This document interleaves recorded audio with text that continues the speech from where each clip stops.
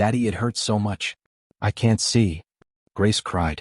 Her eyes were glued shut by our cruel HOA president. What the woman didn't know. I'm a police officer. Now, as my disabled daughter suffers, I'll make sure justice is served and this heartless woman pays for her cruelty. Before watching full stories, comment below from where you're watching. Also like and subscribe for more stories. Daddy, it hurts so much. I can't see. Please help me. Grace cried, her voice shaking with fear as she reached out into the air. Her once bright blue eyes were now stuck shut with sticky glue that dripped down her small face.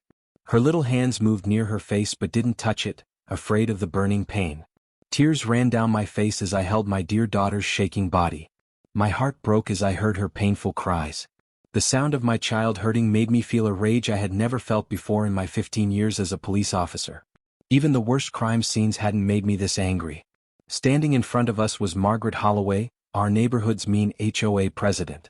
She held a half-empty bottle of strong glue in her hand, the proof of what she had done to my child. She wouldn't stop playing that awful music.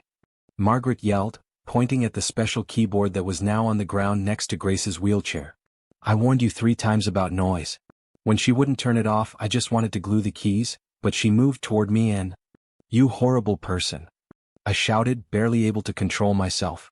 She has cerebral palsy. She can't move quickly at anyone. Margaret's face turned white as she looked at something behind me.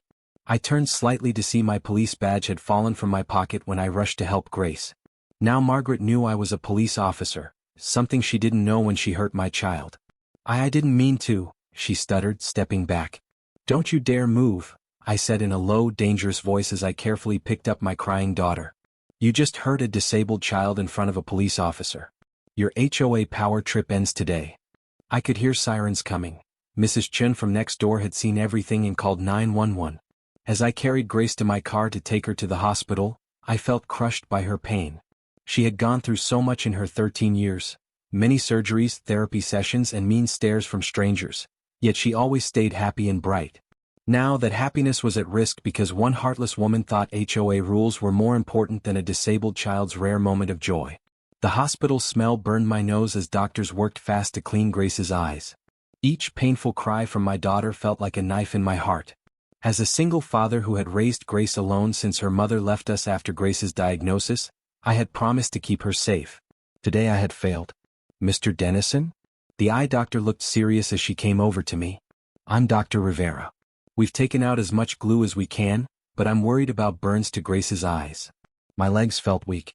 Will she be blind? The doctor put her hand on my shoulder.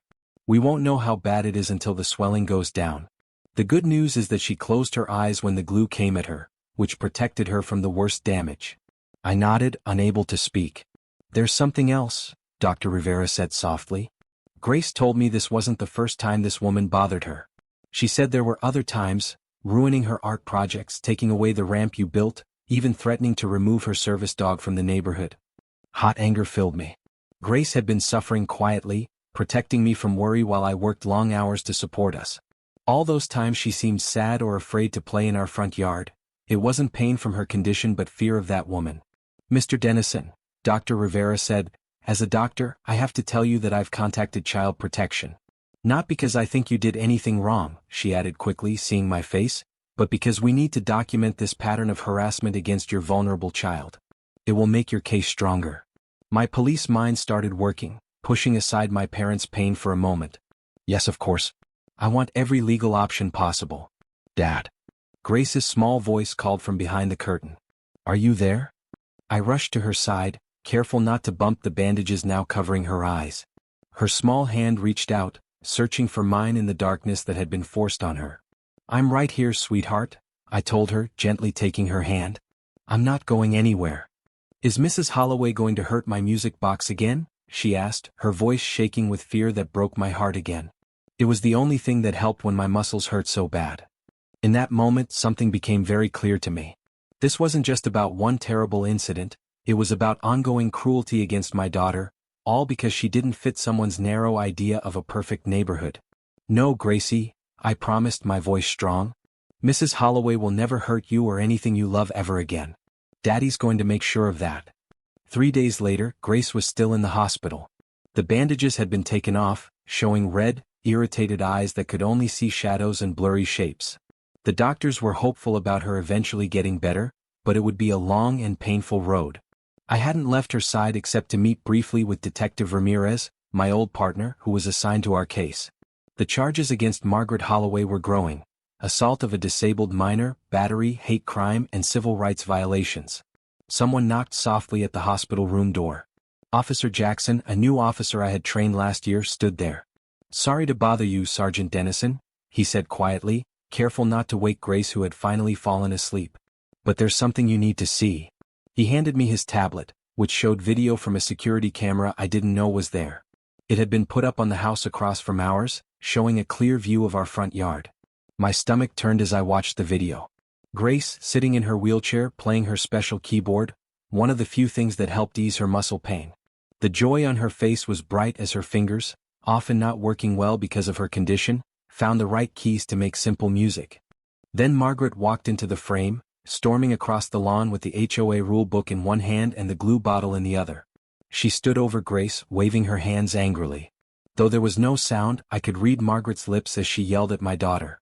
Grace's face fell, but she kept playing, the music clearly helping her during the verbal attack. That's when Margaret reached for the keyboard. Grace raised her hands to protect her beloved instrument, not lunging as Margaret had claimed, but just trying to protect it. What happened next made me physically pull back. Margaret deliberately opened the glue bottle, looked directly at Grace, and squeezed the contents toward my daughter's face. There was no accident, no struggle that caused a spill. It was planned cruelty. "We found more," Officer Jackson said grimly. "The neighbor's camera has been up for months. We've got footage of at least 7 other incidents. Margaret removing Grace's ramp, destroying the sensory garden you planted for her therapy, even pouring something on your lawn that killed the grass in the shape of a handicap symbol. It wasn't neighborhood kids like you thought." I closed my eyes, overwhelmed by the evidence of systematic cruelty my daughter had endured while I was working to provide for her, often working extra shifts to pay for the special equipment and therapy she needed. "The district attorney wants to go hard on this case," Jackson continued. "The hate crime unit is involved now. They're searching Holloway's home as we speak." I looked at Grace, sleeping restlessly, her face still showing pain even while asleep. "What about the HOA board? They had to know what was happening." Jackson's face darkened. "That's the other thing. We found HOA meeting notes on Holloway's computer. They've been specifically targeting your property because, and I quote, special needs accommodations lower property values and attract undesirable elements to the neighborhood." My hands formed fists. "Tell the DA I want to be there when they make arrests. I want to see their faces when they realize they've been systematically persecuting the daughter of the police department's head of community relations." 2 weeks later, Grace was released from the hospital. Her vision had improved somewhat, though she still needed special eye drops and would likely need eye surgery in the future. The emotional wounds, however, were much deeper. She jumped at sudden movements and had bad dreams about the glue lady coming back to hurt her. As we pulled into our driveway, I was shocked to see a crowd gathered on our front lawn. For a moment I panicked. Had word spread about our return? Was this some kind of HOA protest? But then I saw the signs: "Welcome home, Grace," and "We stand with the Dennisons." Mrs. Chin came to our car, tears in her eyes. "We didn't know," she said, helping me with Grace's wheelchair. "None of us knew what Margaret was doing to your sweet girl. We thought the HOA was just being strict with everyone." Behind her stood at least 30 neighbors, many I barely knew. Some held food dishes and gift bags. Others were working on our front yard, building what looked like a wheelchair-accessible garden. "The whole neighborhood collected money," explained Mr. Ramirez, an older man from down the street. "We've paid for a security system for your home and replaced Grace's keyboard with an even better one. And we've asked the city to shut down the HOA completely." Grace, at first scared by the crowd, began to relax as she realized these people were here to support her, not hurt her. When they gave her a brand new special keyboard, one that could be adjusted to work with her changing muscle control, tears ran down her face. "Can I play something now?" she asked me softly, her bandaged eyes looking for reassurance. "Of course, sweetheart," I whispered, my heart full as neighbors gathered around to listen. Despite her limited vision and bandaged hands, Grace began to play. The tune was simple but beautiful, a song she had created during her hospital stay, she later told me. As the notes filled the air, I noticed several neighbors wiping away tears. This was healing in its purest form, not just for Grace but for an entire community that had unknowingly allowed cruelty to grow in their midst. 6 months later, we stood on the steps of the courthouse, waiting for the verdict in Margaret Holloway's trial. Grace's vision had improved a lot, though she would always have some scarring and sensitivity. More importantly, her spirit had bounced back, especially after we moved to a new neighborhood where the community welcomed her warmly. The HOA had been shut down after it was revealed that 3 board members had actively participated in discrimination against not just Grace, but several minority homeowners as well. Civil rights investigations were ongoing with multiple lawsuits pending. "The jury has reached a verdict," announced Detective Ramirez coming out of the courtroom doors. "Margaret Holloway has been found guilty on all charges.